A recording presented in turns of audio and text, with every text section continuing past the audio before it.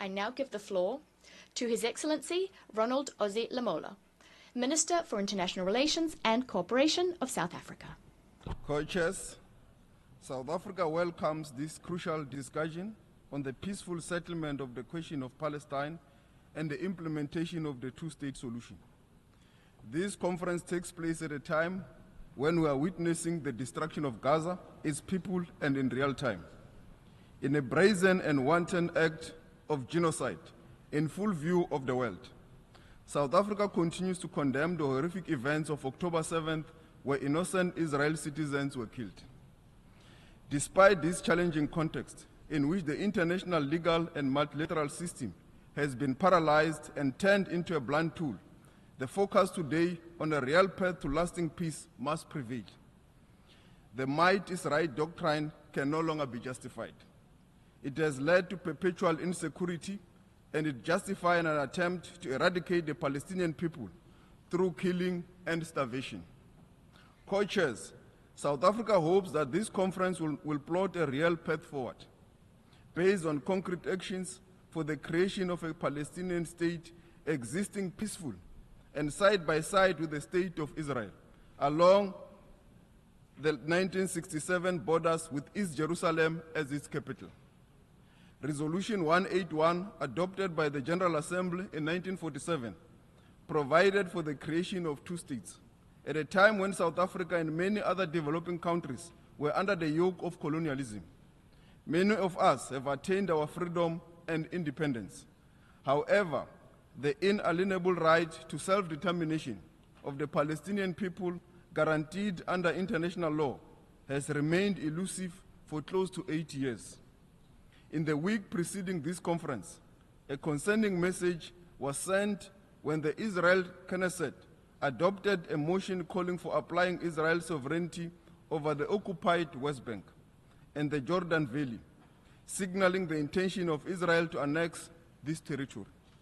This could effectively bury the two-state solution and continue with the blatant violation of international law, including UN resolutions and the ICJ rulings, which have given hope to the people of Palestine. Their hopes must not be in vain. Peace must prevail. Co-chairs, South Africa is anti-war and prefers dialogue over violence. South Africa would like to stress the following points as fundamental to restoring the credibility of the two-state solution. Firstly, all states must urgently recognize Palestine's statehood, and the territorial integrity and contiguity of Palestine should be established and respected. In this regard, South Africa welcomes the intention of the recognition of the state of Palestine by France as an important step towards achieving a two-state solution. Secondly, there cannot be peace while the very existence of the Palestinian people is being threatened by Israel's continued genocidal actions in Gaza and the forced displacement of Palestinians in the West Bank. This is part of a systematic pattern of injustice and oppression of Palestinians since the adoption of Resolution 181 and the subsequent Nakba in 1948.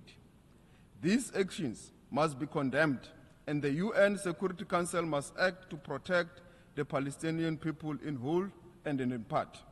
Thirdly, preserving the viability of the two-state solution must include promoting safeguards, such as the full respect for international law, including international humanitarian law and human rights law. It is necessary for the immediate and full implementation of resolutions of the United Nations and the provisional measures, as well as advisory opinions of the International Court of Justice, to be respected and to be implemented. Not only Israel, but all states must comply with our collective obligations under international law. We all have a duty to preserve the sanctity of international law and ensure accountability. It is against this backdrop that we have seen the establishment of the Hague Group and the recent meeting of the Madrid Group to elevate the primacy of international law, promote accountability, and ensure a just peace. Finally, all obstacles to two-state solutions should be removed.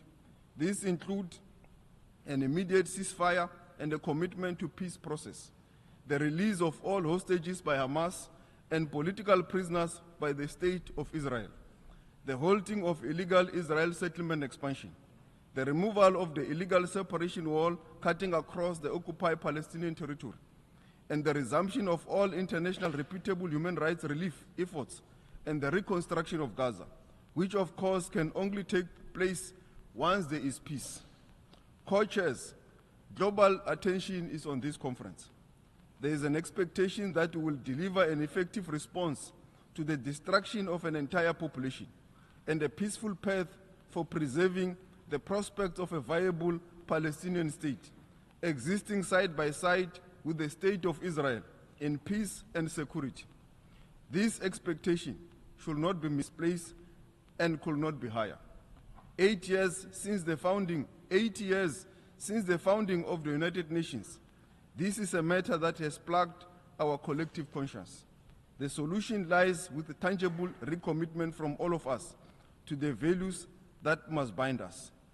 Peace must reverberate in the Gaza Strip, in the West Bank, and in the whole of the Palestinian territory.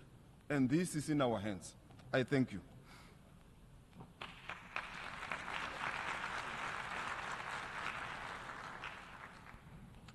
Je remercie. I thank the Minister for International Relations and Cooperation of South Africa.